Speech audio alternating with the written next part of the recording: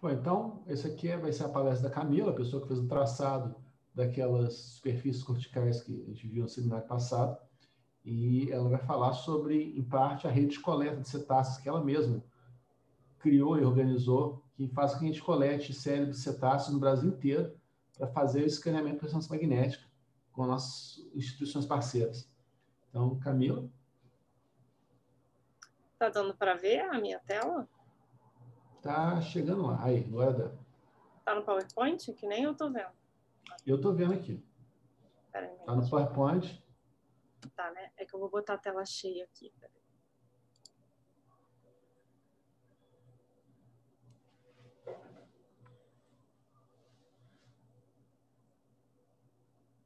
Alguém me dá um ok quando estiver na tela cheia, porque tá complexo aqui.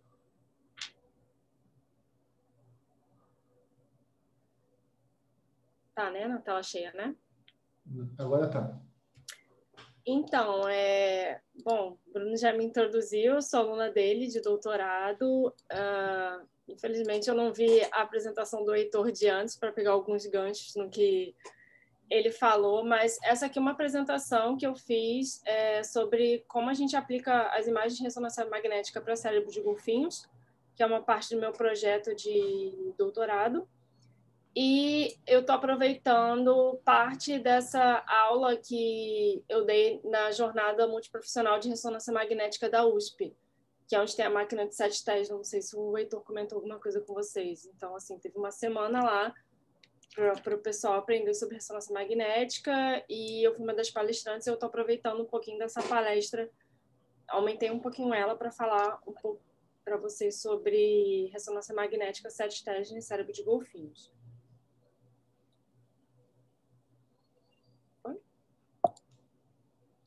E aí, alguns tópicos que eu vou abordar com vocês. Primeiro, por que a gente utiliza a ressonância magnética em cetáceos? E a partir disso, como são as minhas análises de imagem em cetáceos? O que é necessário para a gente ter boas imagens no tipo nesses estudos em geral, mas em particular no meu estudo? Como a gente pode minimizar os problemas com artefato de imagem? E por que a gente usa a ressonância de 7 Tesla em cetáceos? E aí, o primeiro tópico que eu falei, por que a gente faz ressonância magnética em cetáceos? Então, assim, o primeiro ponto é que eles são animais que têm uma neuroanatomia diferenciada.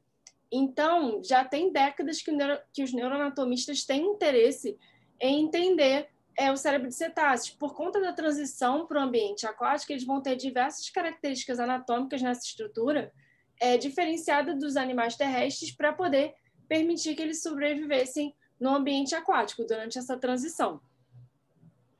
Então, aqui eu trouxe algumas imagens para vocês mostrando o quão diferente esse cérebro é. Quando eu digo que ele é diferente, deixa eu ver qual imagem que tem aqui. Ele é diferente, assim, a nível macroscópico, só de olhar, de cara a gente já vê que ele é um cérebro que ele é mais expandido para as laterais, nos lóbulos parietais e temporais, ele vai ser expandido e ele vai ter a parte da frente, que a gente chama do prosencéfalo, né? Vai ser encurtado, enquanto que para as laterais vai ser enlargado, que é um padrão diferente do que a gente vê em carnívoros, por exemplo, né? Em animais terrestres, inclusive o humano, que é uma alongação do eixo antero-posterior. Aqui nesses animais, já de cara, a gente vai ver que eles têm um alongamento mais para os lados, nos lóbulos parietais e temporais. Outro ponto que essa outra imagem mostra aqui é que eles têm um cérebro que é muito girificado. Aqui eu fiz um traçadozinho por cima, só para vocês terem uma noção. Deixa eu diminuir o vídeo aqui para eu conseguir ver. Aqui por cima de rosa, eu fiz um traçado por cima dos giros e dos sulcos. Então, a gente vê, comparando um golfinho e um humano, por exemplo, o golfinho tem um padrão de girificação muito maior, tem muito mais giros e sulcos do que os outros mamíferos terrestres, incluindo o humano.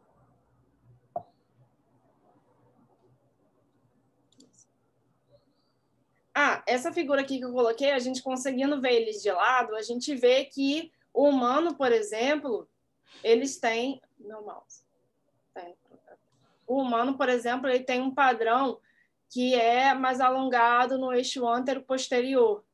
enquanto que os golfinhos não. Eles vão ter o cérebro mais encurtado nesse eixo antero-posterior, mas vai ser alongado para os lados. Nessa figura aqui a gente consegue ver bem essa diferença anatômica.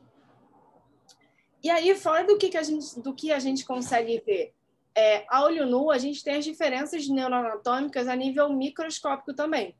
Quando a gente faz uma lâmina histológica para ver as camadas do cérebro, porque o córtex cerebral ele vai ser organizado em camadas, então a gente tem 6 camadas que vão desde a superfície pial até a camada mais profunda da substância branca. Então, ele vai se dividir em 6 camadas. Geralmente, deixa eu ver meu mouse aqui. Geralmente, as 4 primeiras camadas são camadas de entrada de informação e as últimas 2 camadas são camadas de saída de informação motora. E aí, quando a gente faz... quando a gente vê o padrão dessas camadas celulares, a gente vê que tem muita diferença de um cetáceo para um humano ou um hipopótamo, que é uma transição entre mamíferos terrestres e aquáticos, é o ancestral mais próximo vivente. Então, assim, o que acontece? A nível microscópico, os cetáceos eles vão ter a ausência da camada 4. Você vê que essa camada 4 aqui em vermelho, em cetáceos, ela não existe. E aí a gente tem uma camada 1 que é muito espessa, e as camadas mais profundas, aqui chegando na substância branca mais profunda, elas têm uma menor densidade celular quando a gente compara com as outras espécies aqui do lado.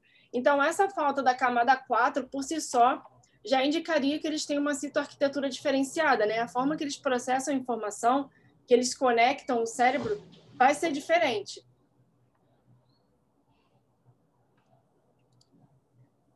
Aqui uma outra coisa que é interessante é que quando a gente compara cetáceos com mamíferos terrestres, inclusive humanos, a gente vai ver que eles têm um reposicionamento do mapa cortical. Por exemplo, em humanos a gente tem o córtex visual na parte mais posterior, nas áreas occipitais, e em cetáceos a gente vai ter isso nas partes mais intermediárias do cérebro. O córtex motor, que em cetáceos vai aqui para a parte mais anterior, mais para baixo, e nota que aqui a gente também consegue ver bem que o cérebro deles é curvado para baixo na parte da frente e encurtado, né? Então, assim, eu poderia falar mais disso, mas eu trouxe as características que mostram mais que esse cérebro é realmente, assim, diferente dos outros, e é por isso que ele atrai a atenção de diversos pesquisadores. Essa aqui é a luvinha que eu boto porque eu realmente gosto de fazer essa analogia, que o cérebro de cetáceos é como se fosse uma luva de boxe, né? Ele é expandido para as laterais e encurtado na parte do prosencéfalo. E aí, outro ponto de fazer a morfologia, a ressonância magnética em cetáceos é porque, além deles terem uma neuroanatomia diferenciada, a gente consegue usar a ressonância como uma ferramenta de estudo. Então, com as imagens de ressonância magnética, a gente consegue ver patologias, fazer estudos de neuroanatomia comparada, como é o nosso caso, e isso tudo a gente consegue, dentro da anatomia comparada, usar como ferramenta de estudos evolutivos, né? Quando a gente compara várias espécies, enfim. Aqui, falando sobre a parte das neuropatologias, a ressonância magnética aparece como uma ferramenta interessante para cetáceos. Por quê? Existem doenças que afetam mais os cetáceos do que a outros mamíferos aquáticos. Um exemplo é a brucelose. E aí, para o pessoal que trabalha com conservação, eu não trabalho com patologia no caso, mas para o pessoal que trabalha com conservação, é bem interessante poder fazer ressonância magnética nesses animais. Aqui a gente vê que eles fazem estudos histológicos para mostrar a neurobrucelose, sendo que isso podia ser feito com imagem de ressonância magnética. É o que às vezes a gente consegue fazer lá. O pessoal deixou de fazer alguns estudos lá no MACO, onde eu coleto no Rio, para ver se eu via alguma coisa pela ressonância magnética, né? E aí, a brucelose é uma bactéria, né? E quando o cetáceo tem essa bactéria no cérebro, uma das coisas que ele tem convulsões, tem tremores, ele não... Aqui nessa imagem da letra A, mostra que o bicho tem dificuldade para flutuar, né? E aí, enfim, com a ressonância magnética, a gente consegue investigar esse tipo de patologia que ocorre principalmente em cetáceos. Outra coisa que é bem interessante é o morbilivírus. Aí a gente não está falando de uma bactéria, a gente está falando de um vírus que é uma forma também de análise que pode ser feita por ressonância magnética, que hoje em dia tem sido feita por histologia. E é interessante porque o morbilivírus, ele causa extinções geográficas, que a gente chama. Quando o morbilivírus acontece no local, ele tem uma morte em massa ali, não sobra muita coisa. Então, assim, trazendo para o que a gente está acostumado a ver, né? Mais para próximo da gente. Deixa eu ver o que saiu. Não pegou minha apresentação, enfim, acho que essa apresentação foi a outra versão. Eu tinha colocado uma imagem aqui que o morbilivírus em 2018 matou metade da população de boto cor cinza da Baía de Guanabara. E aí já tem uns estudos saindo pelo MACOA, mas assim, trazendo isso para perto da gente, né? Isso na época poderia ser visto por ressonância magnética também. Eles fizeram um estudo bem grande, histológico, de sequenciamento genético, enfim, mostrando que metade da população do boto cinza da Baía de Guanabara morreu por morbilivírus. Então, assim, realmente eles causam essa extinção em massa. E a ressonância magnética pode ser utilizada para ver essas patologias em cetáceos. Uma outra coisa que a gente consegue fazer com ressonância magnética, que é um dos pontos do meu doutorado também, é fazer uma descrição anatômica desses animais. Assim, o cérebro de cetáceos tem um déficit de conhecimento justamente por conta da dificuldade que a gente tem de coleta e de fazer histologia para esses animais, porque são animais grandes, é difícil da gente observar, quem dirá a gente coletar para fazer uma análise. Então, assim, essa é a vantagem da ressonância magnética. Muitas vezes a histologia não é possível e a ressonância magnética é. Então, assim, a ressonância magnética, ela tem a vantagem da gente conseguir ter uma descrição anatômica, a gente poder observar as estruturas internas daquele animal, quando a histologia não é prática ou até mesmo não é possível. E as estruturas anatômicas vão poder ser vistas na posição exata delas, não vai ter aquela distorção espacial que a histologia costuma trazer, né? Então, a gente vai poder ver o cérebro em diversos ângulos e com a sua morfologia bruta. Então, a gente consegue ter uma análise morfométrica mais acurada e mais confiável utilizando as imagens de ressonância magnética. Esse estudo aqui é um estudo mostrando, fazendo uma descrição anatômica do Tursiops, que é o golfinho nariz de garrafa, que todo mundo conhece, aquele golfinho do SeaWorld. E aí você vê aqui pelas imagens, tem ressonância magnética em várias direções, a reconstrução do cérebro também, e todo esse artigo consegue mostrar toda a anatomia desse animal através dessas imagens.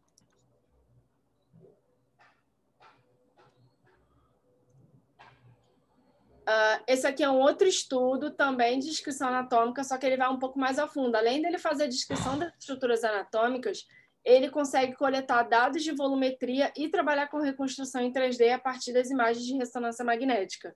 Esse artigo aqui traz essas imagens do cérebro da orca, né? Que é um dos animais que tem o maior cérebro do reino animal. E esse artigo é interessante porque ele fala o que eu estava comentando antes. Ele consegue pegar um link entre anatomia, função e evolução. Então, quando a gente olha a anatomia, a gente acaba conseguindo estudar a evolução. E aí, esse artigo trabalha essa questão do funcional ligado ao anatômico justamente por conta da transição desses animais do ambiente terrestre para o ambiente aquático. E aí, eu acho muito legal esse artigo porque mostra o poder da ressonância magnética no cérebro de um cetáceo. Porque, além da descrição anatômica, ele consegue fazer a volumetria e a reconstrução. Bruno, esse artigo aqui foi o que eu comentei com o Heitor na reunião outro dia, que nota que ele consegue fazer essa segmentação, tá vendo, das estruturas? E aí, enfim, galera, aqui a gente consegue ver, ele faz um estudo de volumetria utilizando um software que ele consegue pegar as estruturas, né? Então, aqui em verde você tem o corpo caloso, em azul aqui você tem a substância branca cortical, em cinza a substância cinzenta, aqui em rosa o tronco encefálico, em vermelho o hipocampo, o colículo inferior, aqui em laranja o colículo superior em verde, o cerebelo aqui em azul e cinza claro. Então, assim, ele consegue fazer a volumetria, qual o volume de cada estrutura cerebral com base na ressonância magnética, nas imagens de ressonância magnética, E ele também consegue fazer uma reconstrução dessas estruturas aqui em 3D, né? É um Mas ele tronco. obtém as áreas superficiais ou não? Oi? Ele obtém as áreas das superfícies? Eu não lembro, mas Eu lembro que eu acho que não obtém as áreas eu das não sei. Eu superfícies. lembro que tinha os volumes certinho, mas como eu já fiz isso aqui já tem um tempinho, eu não me lembro. Mas tem o nome do artigo aqui, mas eu posso dar uma olhada depois. Depois a gente dá uma olhada. Tá, deixa eu.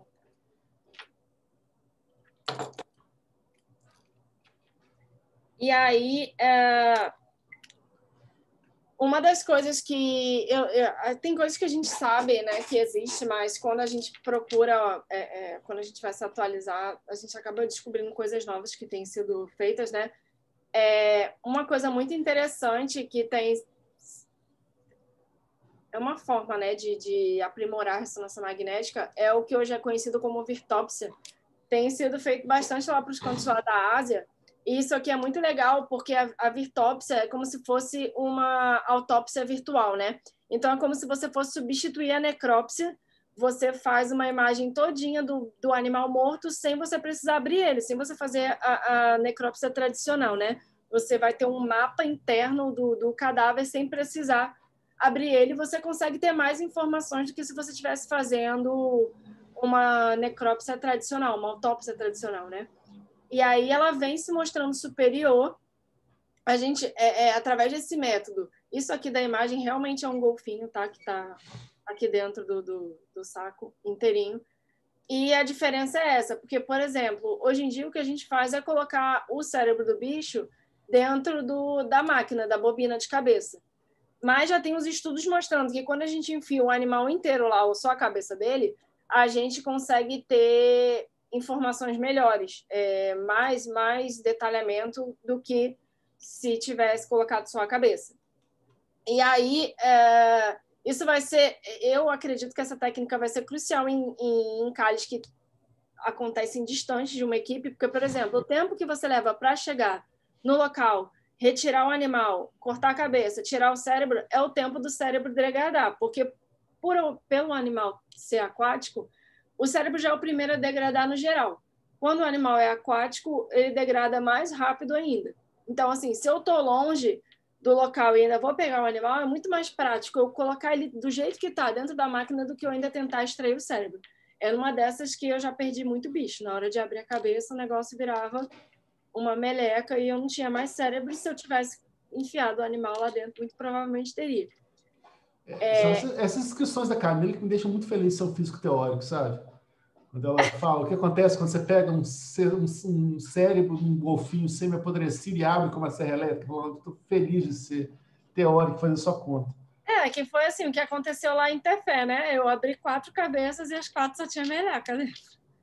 Enfim, quando eu vi isso aqui, eu fiquei mais pé da vida ainda, porque muito provavelmente eu teria aproveitado algum daqueles animais se tivesse alguma logística possível aqui no Brasil para fazer isso. Mas você imagine sair de Tefé, né? Que é lá dentro de Manaus com um boto, com a cabeça do boto, para enfiar dentro de uma máquina em São Paulo. Não ia acontecer nunca. Mas o ponto-chave da virtópsia é que ele permite imagiamento em animal code 4. O que é o animal code 4? É o animal que a gente já fala até que está mumificado, o bicho está podre, mas assim, muitas vezes por conta da meninge sustentar o órgão ali dentro do crânio, o cérebro está inteiro. E aí, assim, independente do cérebro, o code 4 é um animal inteiro, né? Então, você vai conseguir fazer uma autópsia, uma necrópsia do animal inteiro se você puder botar ele dentro da máquina, ao invés de abrir, tirar órgão, que é o que o pessoal lá na UERJ faz, é a autópsia convencional. Você tem que tirar cada órgão e mandar para análise, e medir todos eles, coisa que pode ser feita de forma muito mais automatizada na ressonância. E aí esse artigo propõe isso, esse artigo é de 2020, é bem recente. E aí, aqui eles fazem um quadro aqui, né, da diferença entre uma necrópsia convencional e uma virtópsia. Aqui é só para chamar a atenção que eles falam justamente do que eu estou falando, né, que ele é superior aos outros exames de imagem, a uma histologia, quando a gente está falando de estruturas que se decompõem, como os cérebros, né?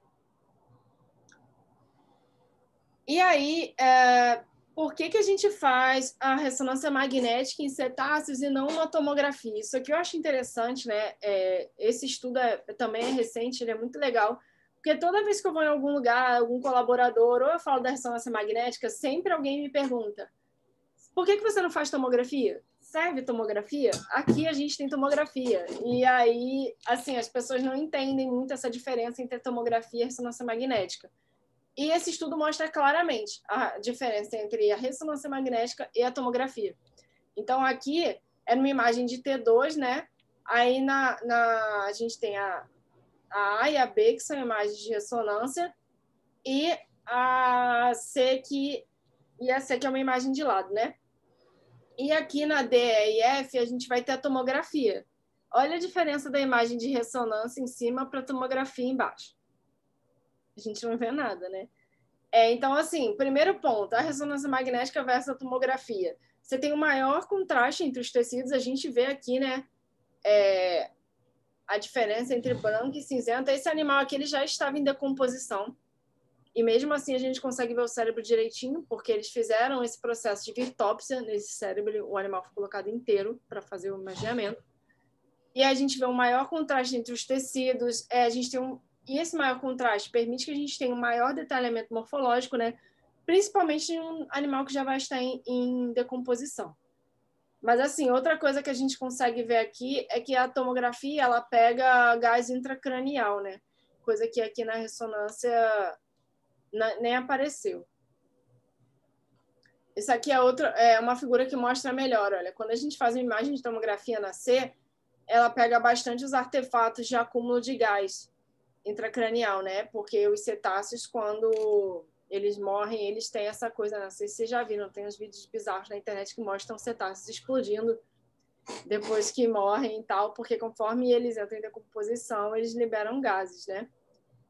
E aí, enfim, quando a gente tem uma imagem de T1, a gente também tem esses gases, só que quando a gente faz a imagem de T2, a gente não tem, que é justamente o tipo de protocolo que a gente usa nas minhas imagens. A gente nunca usa T1, a gente sempre usa T2. Acho que o Heitor deve ter falado, né? Por que usa a T2, né? As imagens de cérebro geralmente ficam melhores em T2. Geralmente usam T1 para ver lesões, né? E aí, esse aqui é um outro estudo, que foi um estudo bem interessante, porque mostra... Eu nem sei o que eu falo primeiro, eu sou apaixonada por esse estudo aqui. Mas ele tem várias vantagens, mas a principal vantagem dele é que ele mostra que você consegue fazer ressonância magnética in situ dentro do crânio de animais que estavam preservados em museu. E aí, essa imagem aqui é de um animal que estava no museu há 19 anos. Então, aqui, a ressonância magnética está tendo uma vantagem que a histologia nunca vai ter. Para a histologia, o preparo de tecido, você nunca vai conseguir fazer... Eu acho que você não consegue fazer nada em algo que está preservado em álcool há 19 anos, assim, né? Pensando rápido, assim. Mas, enfim, esse estudo aqui mostra a ressonância como ferramenta para você ter dados anatômicos e morfométricos de forma não invasiva. Ou seja, isso permite que você faça um estudo no cérebro do animal sem degradar o material. E aí isso permite que você possa fazer estudo em animais de museu, de coleções, porque geralmente quem tem uma coleção não vai querer dar o bicho para você abrir e fazer histologia. E com a ressonância você consegue botar um animal lá, fazer a imagem, ter os seus dados de anatomia e depois devolver um animal para a coleção que ele pertencia, né? Então, esse estudo permite, assim, aumenta, né? A chance da gente obter dados morfológicos para esses animais que já são raros. E esse estudo ainda tem uma outra vantagem que conseguiu fazer as imagens em um feto. Então, é uma coisa que você não conseguiria se você... Assim, da minha experiência, eu acho muito complicado você tirar o cérebro de um feto. Quando você vai tirar de um bebê, ele muito provavelmente já se desfaz todo. Foi uma das experiências mais difíceis que eu tive, foi tirar o cérebro de bebês. Eu não imagino que seria tirar o cérebro de um feto. Então, assim, é mais uma coisa que a ressonância consegue fazer sem destruir o tecido, enquanto que a histologia não consegue. Aí a Cris está até de prova aqui, porque a gente trouxe um cérebro lá de Manaus que ele estava inteiro. Quando a gente cortou, ele virou meleca. Então, assim, se a gente tivesse feito uma ressonância magnética do jeito que estava, não teria acontecido o que aconteceu, né? Então, assim, é mais uma vantagem que tem e mostrar que a ressonância magnética funciona em materiais que estão preservados há muito tempo. Era um questionamento que eu fazia no início do doutorado, por exemplo, e que hoje em dia a gente já está vendo em vários papers que funciona. E aí aqui, isso aqui foi um feto que eu consegui, a gente vai testar isso na prática, né? Lá de Manaus, a gente vai lá buscar esse material agora. É o feto de uma sotália de rio, é um cetáceo raríssimo, e isso aqui faz parte de uma coleção da pesquisadora. Se a gente tivesse que abrir o bicho, com certeza ela não daria para a gente. Mas como a gente vai botar o animal dentro da máquina e depois devolver para ela, que era o que estava contando esse artigo anterior, a gente vai conseguir fazer uma análise morfológica de um feto. Aqui é um bebê que a gente tem, mas aí por que eu coloquei essa imagem aqui? Essa imagem do meio é o bebê de uma toninha que eu coletei no rio, que era o que eu estava comentando, que foi um dos cérebros mais difíceis que eu tirei, porque era um bebê. É um material muito, muito frágil, você tem que ter muita paciência. Isso aqui foi quando eu fui levar para a USP para fazer a imagem, e aí, mais uma vez, a Cris está de prova. Essa foi a imagem. Não está ruim, mas também não está bom. Não ficou boa a aquisição. Então, assim, é o tipo de coisa, está cheio de bolha. Por quê? Porque foi retirado, tem um processo de distorção, coisas que não teriam acontecido se a gente tivesse levado o animal inteirinho assim, ó. Então, assim, tem as desvantagens da gente retirar, né, o cérebro, mas, enfim, ainda é mais vantajoso do que tentar fazer qualquer corte histológico. E aí a gente vai poder ver isso em outros animais. Aqui, esse bichinho aqui de cima é um feto que também tem na UFRN, que também é de uma coleção e que eu estou tentando também, estou cantando ela para ver se ela me dá o bicho para eu levar para a USP também. O problema é que eu não sei como que eu vou fazer para levar esse bicho, porque ele é um pouquinho maior. Eu não sei o que vão pensar de mim no aeroporto, mesmo com as licenças. Mas, enfim, a gente está com animais pequenos que a gente vai ter oportunidade de levar e fazer in situ para ver como as imagens vão ficar. E se não fosse essas tecnologias da ressonância magnética, a gente jamais conseguiria isso. E aqui é o boto cor-de-rosa que eu perdi, porque eu tive que abrir o crânio, e ele se desfez inteiro. Se a gente tivesse tentado o imageamento in situ, né, na cabeça, enfim, não teria acontecido. E aí, enfim, isso aqui é só um resumo do que eu falei, as vantagens e desvantagens. A vantagem da ressonância é que a gente vai ter um maior detalhamento morfológico, a gente vai ter uma capacidade superior em tecidos moles, tecidos que a gente não conseguiria fazer histologia, a gente vai conseguir fazer ressonância. A gente consegue preservar a integridade da estrutura, mesmo com o avanço da putrefação, né, dele ficar podre, e a gente tem uma melhor distinção de contraste. Mas, como todo método, ele também vai ter as suas desvantagens. Quais são as desvantagens? É necessário um treinamento profissional adequado para poder atender aquela análise. Isso aí também eu já sei, já tenho um PhD nessa parte, porque é muito difícil uma pessoa conseguir imagens boas de ressonância magnética. Tem as despesas de aquisição e manutenção. É uma máquina cara, você paga para usar, você paga a manutenção dela, né, quando quebra. A última vez a da USP quebrou agora há pouco, foi 400 mil para consertar. A da UFRJ está quebrada até hoje. E, dependendo da sequência, é um maior tempo operacional. Mas, sinceramente, eu até hoje não vi uma desvantagem de tempo da ressonância em relação ao que as pessoas fazem histologicamente. E aí, um outro tópico tá bom, a gente viu o artigo, mas como é a minha análise em cetáceo? O que eu faço? E aí eu vou passar rápido, porque o Heitor já deve ter dito isso tudo, né? Eu faço o traçado das 3 superfícies. Ele explicou isso aqui, Bruno? Que é externa, total. Explicou? Não estou ouvindo. Ele mostrou esse desenho exatamente, mas ele não especificou o que é cada uma das superfícies, só mencionou que elas existem. Então, eu faço o traçado dessas 3 superfícies. A externa, esse perímetro aqui externo, é o traçado que eu faço só em volta da fatia cortical, sem entrar nos sulcos e nos giros. Aí, quando eu faço esse perímetro aqui, entrando nos sulcos e nos giros, a gente tem a superfície total, né? Que entra aqui, né? Dentro dos sulcos dos giros. E eu também faço traçado do limite entre a substância branca e a substância cinzenta. Que aí, com esses traçados aqui, eu consigo ter volume da substância branca, volume da substância cinzenta. E conforme a gente deriva esses parâmetros, a gente consegue chegar também no índice de girificação. Falando de uma forma bem rápida. Com essas minhas imagens, eu também consigo fazer descrição anatômica. Aqui eu comecei a descrição bem por alto, né? Lá na USP, eles já estavam tentando fazer o DTI. Não sei se vocês já viram na disciplina, que através do movimento das moléculas da água nos axônios, a gente consegue ver a conectividade entre as estruturas cerebrais. A gente está engatinhando nisso. Mas, enfim, é o que eu consigo fazer com as imagens de ressonância do meu projeto. E aí, não sei se vocês já viram isso também, mas a gente vê girificação em cetáceos. Por que a gente vê girificação em cetáceos? Isso daqui é uma continuação do trabalho do Bruno, né? Porque o Bruno mostrou que a girificação não vai depender do número de neurônios, mas sim da área da superfície cortical e da espessura, que são parâmetros que a gente consegue ver naquela minha análise.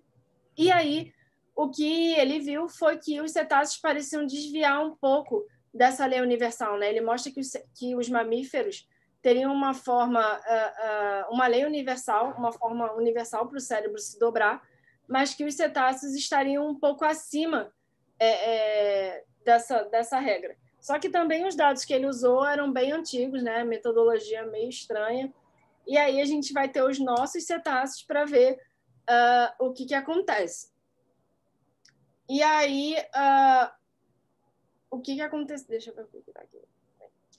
E aí, enfim, quando a gente coloca cetáceos e artiodáctilos na girificação, né, no gráfico de girificação, a gente vê que os cetáceos eles vão ter uma curva um pouco mais inclinada, e a gente acredita que isso seja... a gente acredita que a girificação está ligada ao processo interno, que tem a ver com os axônios, né? E em adição com a gravidade. Então, a gente acredita que a girificação seja um resultado dessa pressão interna dos axônios, combinada com uma pressão do líquido encefalorraquidiano, que teoricamente seria maior em cetáceos por eles estarem na água, estarem submetidos a pressões gravitacionais diferentes. Então, assim, né, aqui essa imagem ilustra bem que, de acordo com a espécie de cetáceo, eles podem ir em diferentes profundidades. E aí, tem até um elefante marinho aqui, nunca tinha reparado isso. Mas, enfim, mostrando que tem espécies que vão muito mais fundo, né? Enquanto que outras ficam mais na superfície. E a gente vai poder ver com essas imagens como a girificação vai atuar em animais que estão mergulhando em diferentes profundidades, estão submetidos a diferentes pressões gravitacionais. A gente vai conseguir ver de forma bem clara, acredito eu, o papel da pressão do líquido encefalorraquidiano no processo de girificação. E aí, aqui é um pipeline rápido do que a gente faz, né? Até chegar na ressonância magnética, a gente tem... não tem nenhuma imagem pior do que essa, tá, Bruno? Mas aqui é o momento que a gente tira o cérebro do crânio. Isso aqui é uma baleia. E aí, esse é o cérebro. A gente deixa no paraformaldeído por 48 horas, mais ou menos. Ele se fixa. Nota, isso aqui é um cérebro de 5 quilos. Nós, médios mortais, temos um cérebro de 1,5 kg em média. E aí a gente coloca ele num tampão e passa para a ressonância magnética, que a gente tem essas imagens bonitinhas, parecidas com as que vocês viram, e essa análise que eu faço. Então, assim, nota que aqui o material fica no formol por 48 horas, justamente para a gente conseguir fazer a ressonância e, ao mesmo tempo, fazer o estudo histológico. Quando a gente tem um material de museu, por exemplo, você imagina, ele está 18 anos no formol, 19, 10, sei lá, 5. A gente conseguiria fazer ressonância, por exemplo, mas não conseguiria fazer histologia. Mas então, esse é o tipo de análise que eu faço, por que eu faço essa análise e o que é necessário para obter boas imagens nesses estudos com cetáceos. Então, primeiro, pelos que vocês viram do meu traçado, a primeira coisa é um bom contraste. Eu tenho que ter os valores otimizados ali de TE e de TR para as minhas sequências de T2. Eu tenho que ter um contraste legal para eu conseguir fazer esse traçado aqui rosa, por exemplo, que é o limite entre a branca e a cinzenta. Outra coisa que eu preciso ter muito bom nas minhas imagens é a resolução espacial, porque eu preciso definir claramente essa borda entre branca e a cinzenta e o limite entre elas, bem como aqui o limite entre a superfície e o ar, né? E também uma boa espessura e posição do corte. Então, isso é o que eu preciso para a minha análise, mas também para as análises em geral. E aí, o que é necessário para obter essas boas imagens, né? A gente tem já a vantagem do bicho estar morto e aí o cérebro é mantido intacto durante o imaginamento. Então, eu já consigo minimizar qualquer distorção espacial e artefatos de movimento, que acontece bastante, né, quando o ser humano vai fazer uma ressonância magnética. Então, nesses animais, a gente não precisa se preocupar com exposição à radiação e a gente não tem artefatos de movimento, e então isso me gera uma alta resolução de neuroimagem. Falando da parte mais histológica, além dos parâmetros que a gente tem que ajustar na máquina, a gente tem um processo que ocorre antes do animal ir para a máquina, que foi o pipeline que eu mostrei, né? Então, a gente tem que ter um material de qualidade. Ele tem que ser extraído e fixado adequadamente, acondicionado adequadamente. Ele tem que estar na solução preservativa correta, na temperatura ideal, no compartimento ideal. E esse material, se ele tiver em autólise, putrefação, em acúmulo de gases, ele não vai ter uma imagem de tamanha qualidade como ele teria se esse processo todo tivesse sido feito de uma maneira adequada. E aí, esse foi um dos artefatos que apareceram em uma imagem minha. Se eu não me engano, esse artefato é o de zebra que a gente fala. E aí a gente vê aqui claramente, né? Isso aqui foi uma aquisição que deu uma bolha aqui, logo na outra já não deu, enfim. Isso aqui eu não sei explicar direito, porque, enfim, eu não sou da física, mas é um artefato comum que acontece lá nas imagens, e aí fica essas listras aqui. E também está distorcido um pouco, a gente consegue ver que as linhas não estão retas, né? E aí, até quando aconteceu isso lá, o físico falou, olha, tá vendo? Isso aqui deu um artefato, a gente vai mexer nos parâmetros. Vou ver aqui, eu acho que... E aí, como que a gente pode minimizar aquele artefato, por exemplo? Primeiro ponto que a gente faz lá são bobinas ajustadas ao volume cerebral. Então, geralmente, a gente usa bobina para a cabeça, mas quando um cérebro é menor, a gente usa bobina de joelho. Mas o ponto é que a bobina tem que estar ajustada ao volume do tecido para o sinal da imagem ser melhor. Outra coisa que melhora bastante quando a gente utiliza lá é o sintonizador de bobina.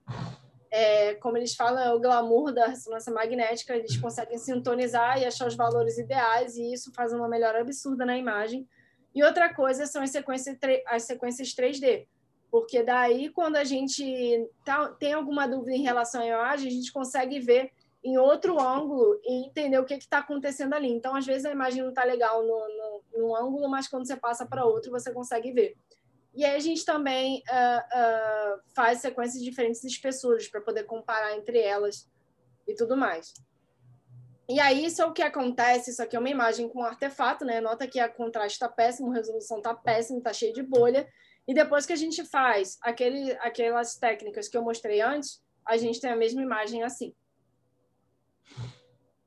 Então, isso aqui eu lembro claramente. A gente é o mesmo cérebro. Nota que ainda tem alguns artefatos de bolha, né?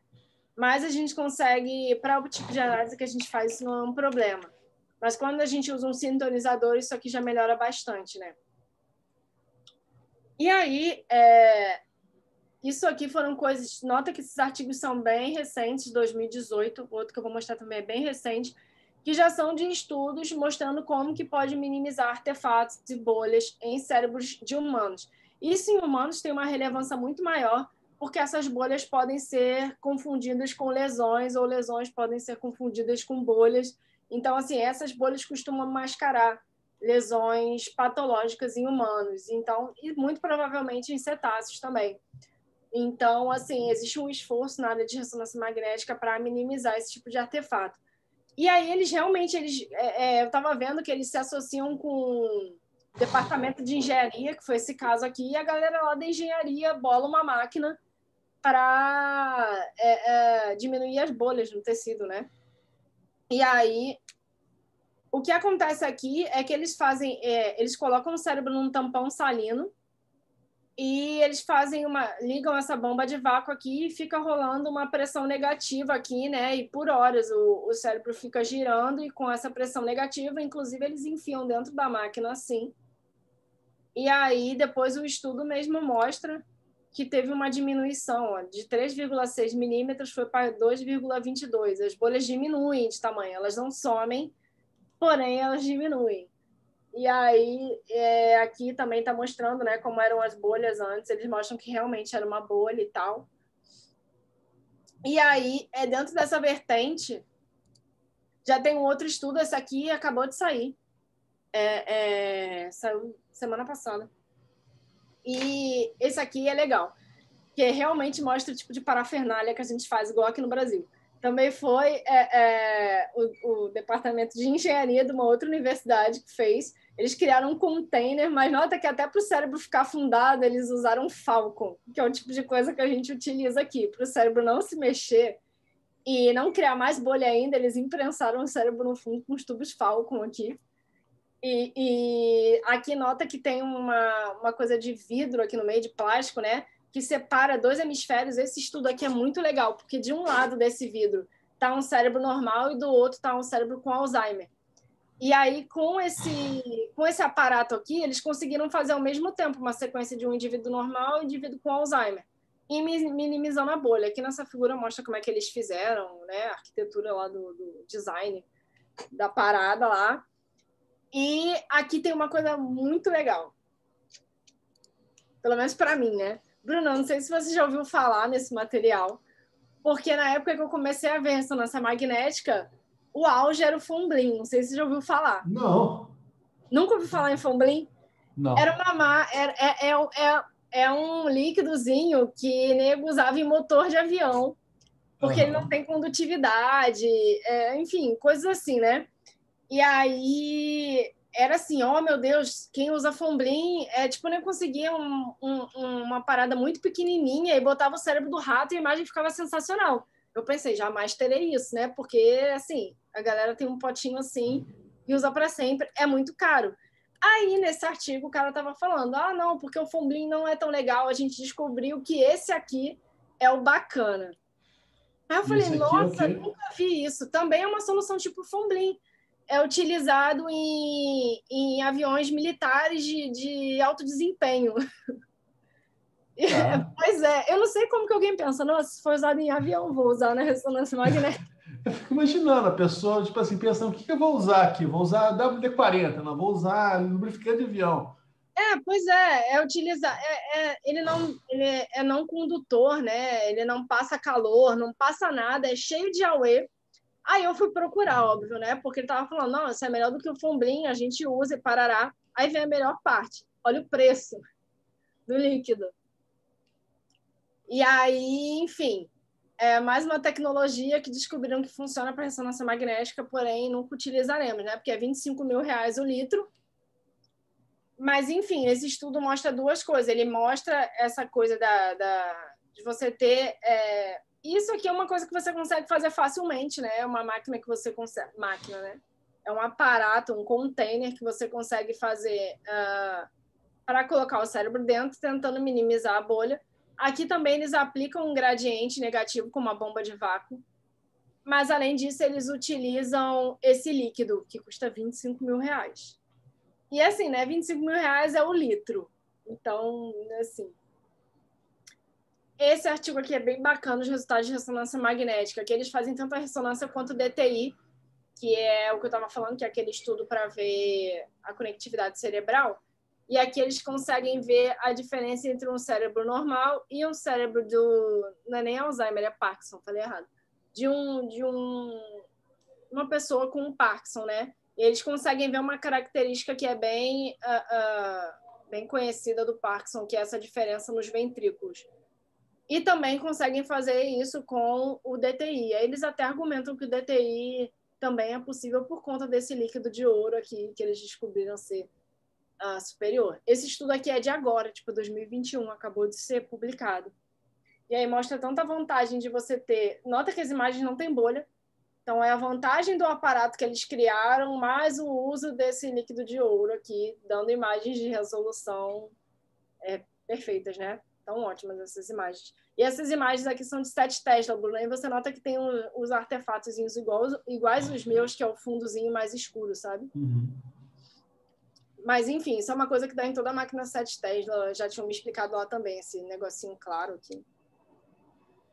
Aí aqui, indo para o final já da coisa, né? Por que a gente usa a ressonância 7 Tesla e não a 1.5, 0.5, que é a mais utilizada? Aqui, acho que essa imagem minha, em comparação com uma imagem de 1.5 Tesla, já explica, né? A imagem fala mais que 1000 palavras. Olha a resolução. Isso aqui é um artigo de 2001, né? Desse mesmo animal. Aqui eu tentei pegar a mesma fatia do mesmo animal. Isso aqui é a imagem do artigo e essa aqui da direita é a minha imagem na máquina 7 Tesla. Então, assim, é uma diferença entre uma imagem do ano de 2001 e agora, 20 anos depois, 2021, uma imagem 7 Tesla minha lá da USP, né? Essa é a diferença. Essa é a diferença de contraste, né? De resolução. Nota que aqui nessa imagem de 2004, a gente vê claramente borrão, né? A gente não consegue delimitar bem a substância branca e substância cinzenta, que é uma coisa que eu preciso para minha análise, que a gente vê claramente aqui na minha.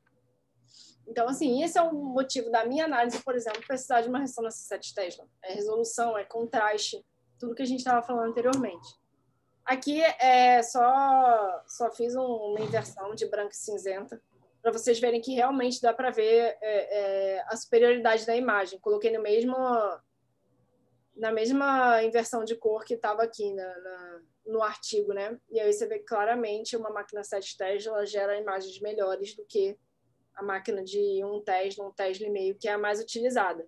Hoje em dia você ainda não tem artigos de ressonância magnética 7 Tesla em cetáceos. Essas que a gente tem são as primeiras imagens. Essa aqui é outra imagem. Isso aqui é uma imagem. Essa aqui é uma imagem lá do hospital, Bruno. Quando a gente fez testes com o Thiago lá, essa é uma imagem 1.5 Tesla do Hospital Universitário e essa é uma imagem minha de 7 Tesla lá da USP, né? Só para mostrar a diferença entre uma máquina 7 Tesla e as máquinas que geralmente as pessoas usam. E aí aqui, eu voltei no artigo da Orca lá que a gente estava falando para mostrar que esse artigo ele é de 2017 e ele faz todo aquele volume, reconstrução em 3D, e na parte da discussão, ele fala lá das limitações, ele fala que as medições volumétricas podem ter erro por estarem devido a estar associado com processos de pós-mortem, que foi tudo aquilo que eu disse antes, da qualidade do material, da resolução da máquina e da segmentação. Então, assim, são as limitações desse estudo. E aí, ele fala, nesse artigo mesmo, de 2017, que a aquisição de imagens em 7 Tesla em cérebro de cetáceos pode ajudar a diminuir esses erros de medida e a gente teria uma melhor acurácia, né? E aí a segmentação manual, que é o que eu faço, deixaria de ser subjetiva, como foi no trabalho dele em 2017. A gente está falando de 4 anos atrás, sabe? Então, assim, os estudos de ressonância já vêm dizendo que a gente utilizar uma máquina 7 Tesla diminuiria o erro, levaria uma melhor segmentação, né, dessas estruturas neuroanatômicas, porque ajudaria a determinar melhor as estruturas, né, o limite entre branco e cinzenta, que foi exatamente o que a gente estava falando antes, é exatamente o que eu preciso para o meu trabalho. Então, assim, são estudos reafirmando, né, corroborando que as máquinas de 7 Tesla são melhores para análises em cetáceos. E aí, enfim, indo para o fim da coisa... Meu mouse. Aí, enfim, né? Por que a gente faz isso tudo? É o que eu estava falando. A morfologia cerebral dos cetáceos ela é diferente quando comparada aos outros mamíferos, né? E aí, muito provavelmente, isso acontece por conta das demandas sensoromotoras do ambiente aquático, né? E toda a pressão evolutiva ali, a forma que eles se comunicam, é tudo diferente por eles estarem no ambiente aquático, né? E aí, esse cérebro, com essas características, né, diferentes, é um terreno fértil, né, para pesquisa, para a gente poder investigar o que acontece no cérebro desses animais. E a ressonância magnética é a ferramenta ideal, né? Justamente por conta da dificuldade de obtenção desse material. E a 7 Tesla mostra um futuro mais promissor ainda na imagem desses animais. A gente vai conseguir analisar animais em feto, jovens, adultos. Então, a gente vai dar uma figura, como dizer assim, uma figura evolutiva. Não está vindo na minha cabeça, mas assim, a gente vai conseguir explicar evolutivamente o que acontece nos 3 estágios de vida desse animal, o que acontece, o que pode variar entre os diferentes estágios evolutivos, né, as diferentes idades do animal, através da ressonância magnética. E aí a ressonância ela é o futuro nesses estudos, né? E aí é isso, gente. Deixa eu ver aqui. Camila, muito obrigado pela apresentação. Essa daí é, obviamente, uma das inúmeras aplicações que a ressonância magnética pode ter, mas eu queria que vocês vissem, já que muitos de vocês vão se focar mais na parte mais médica das aplicações, como é que, desse lado nosso, mais acadêmico, de pesquisa básica, a gente pode pegar essas ferramentas e, de uma maneira que eu considero, pelo menos, inovadora, conseguir fazer medidas que ninguém fez antes e obter coisas que ninguém obteve antes, e talvez usar os cetáceos, não só para estudar os próprios cetáceos, mas para, como espécie de sonda, para entender realmente o que há de universal, o que há de específico na maneira como os cérebros das diferentes espécies se formam em resposta a diferentes circunstâncias físicas ambientais que eles existem. E, igual todo problema da física, isso consiste essencialmente em delinear o que é universal e o que é específico, e tentar entender o universal a partir de princípios fundamentais e específicos a partir de adaptações locais. Então, assim, eu acho que eu não quero me estender demais aqui, mas eu queria abrir para perguntas. Se algum de vocês tem uma pergunta ou comentário para mim ou para a Camila, ou a respeito da apresentação dela, ou a respeito da do Heitor, pode se essa vantagem para perguntar.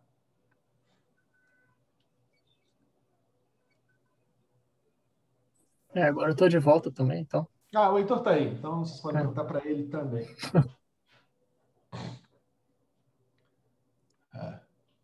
Então, já alguma pergunta? Então tá, então, na ausência de perguntas... Falou a diferença de RM e CP, Camila? Oi? Falou. Ela mostrou as Falou. imagens em contraste uma com as outras. Falou que justificou... provavelmente não. Mas, galera da física médica, quando vocês vão fazer cálculo de dose no planejamento lá da radioterapia, vocês usam RM ou CP?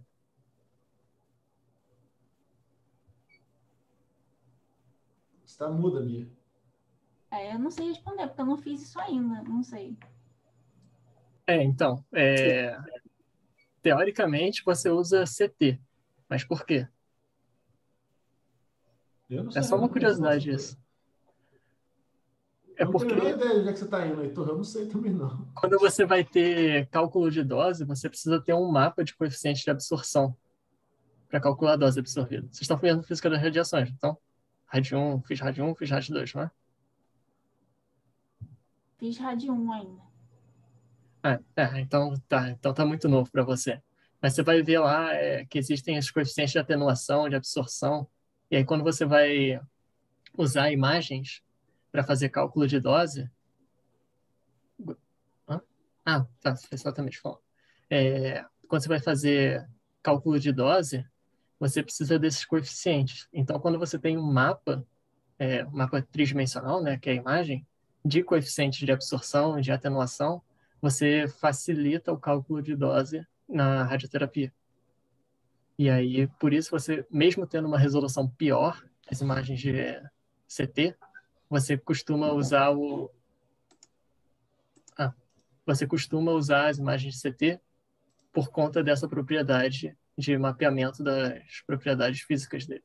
Ao invés de você usar um mapeamento de magnetização, né, que é a ressonância magnética, você usa um mapeamento de coeficiente de absorção e atenuação, que vai te dar uma resposta muito mais fidedigna do que vai acontecer na sua simulação de terapia, né, de radioterapia, do que a imagem de ressonância magnética. Enfim, fica de curiosidade aí, porque eu só fui aprender isso no final do curso. E aí eu achava que ia ser relevante isso e eu não falei na apresentação. Enfim, é isso. Eu fiquei com uma pergunta, Heitor, com relação àqueles caminhos que você mostrou no início. O que determina o custo entre 2 pontos? É custo em que sentido? O peso de cada aresta é dado por quê? Para você montar... Pelo comprimento.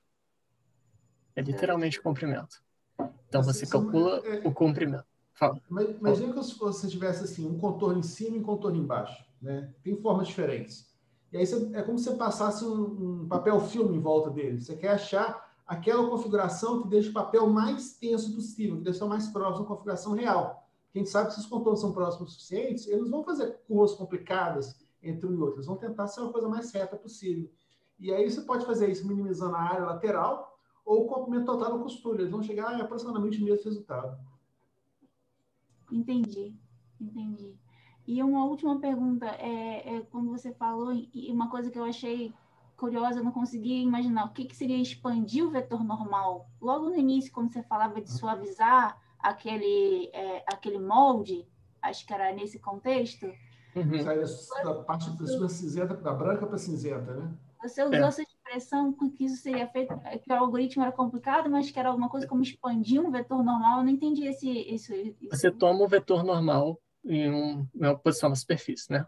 Então, depois que você tem esse vetor normal, você tem uma direção e você vai simplesmente pegar o ponto de onde você posicionou esse vetor normal e você vai andar com ele na direção normal. Então, você vai fazer um deslocamento na direção normal e quando você chegar em uma determinada distância, e aí o critério está em quanto você vai andar, e aí fica a parte complicada. Depois que você fizer esse deslocamento na direção normal, você vai parar e falar, aqui é um ponto e esse ponto é o ponto que vai delimitar a região cinzenta. Basicamente isso que é expandir. A dificuldade é justamente essa de você determinar em qual ponto nessa reta que é determinada pelo vetor normal você tem que parar. Então, você vai andar 10 centímetros, 1 centímetro, 1 milímetro, sabe? Então, é basicamente isso. Cair naquele perigo de ter um artefato, como você mostrou, né? Se você anda demais, pode ter alguma coisa que não deveria estar e você acaba considerando aquilo na hora de... Entendi. Tá. É expandir no sentido de andar na direção normal mesmo, né? Agora... Isso, é isso aí. Tá, obrigada, Heitor. Luísa, Heitor, os equipamentos de radioterapia com RM utilizam as imagens de RM para planejamento? Peraí, como é que é? Não. Mas eles fazem aquisição simultânea, né? Então você faz... o que você tem que fazer é basicamente sobrepor as imagens de CT com a de RM, quando você tem isso. Se é que eu entendi a sua pergunta direito. Então, quando você vai fazer lá a aquisição da imagem do crânio de uma pessoa, você vai fazer de alguma maneira, você tem que conseguir colocar a pessoa, o paciente, posicionado e você vai colocar, ele vai ficar em uma única posição, né? Então, você vai colocar a cabeça do paciente, vai adquirir a imagem de tomografia e vai adquirir a imagem de ressonância e você sabe como o paciente estava numa posição fixa, você coloca uma imagem sobre a outra e aí você consegue utilizar a qualidade da imagem de ressonância com as propriedades da tomografia que estão ali por debaixo, digamos assim. Se eu entendi direito, se eu entendi direito, é como se assim, você quer, por exemplo, irradiar um tumor. Você usa a ressonância para delinear o tumor com sua maior resolução, mas usa o CT para calcular a dosagem, cada ponto. Exatamente isso. Ele mede a sua absorção. Exatamente isso. E é assim que é feito, normalmente. Se você for fazer. Mas, assim, existem estudos já atualmente para tentar fazer a transposição direta de RM para CT. Então, sei lá, multiplica por 2 que vai dar certinho. Não é assim, né? Mas, enfim, você tem algum fator multiplicativo que faz a correção da dose em cada tecido. E aí tem a última vez que eu vi isso, acho que faz uns 2 anos ou 1 ano, que eu vi que tinha alguns estudos que estavam surgindo na área para tentar fazer essa correspondência entre ressonância magnética com os coeficientes de absorção e atenuação, para você fazer o cálculo de dose. Mas eu acho que ainda, até onde eu sei, posso estar errado, porque não olhei nada esse ano, mas até onde eu sei, não tem uma maneira correta ou adequada de se fazer esse tipo de correção. Então, eles acabam usando as 2 imagens, né? Se for nesse caso, sim, mas acho que normalmente você só vai para o CT mesmo, sabe? Mas aí eu não sei se você está falando em radiocirurgia, né? Porque em radiocirurgia o esquema é mais complicado mesmo, porque a tomografia de crânio é uma coisa horrorosa, né? Então, talvez eles façam com as 2, mas aí eu tenho que dar uma revisada nessa parte clínica para te dizer com mais certeza, Luísa.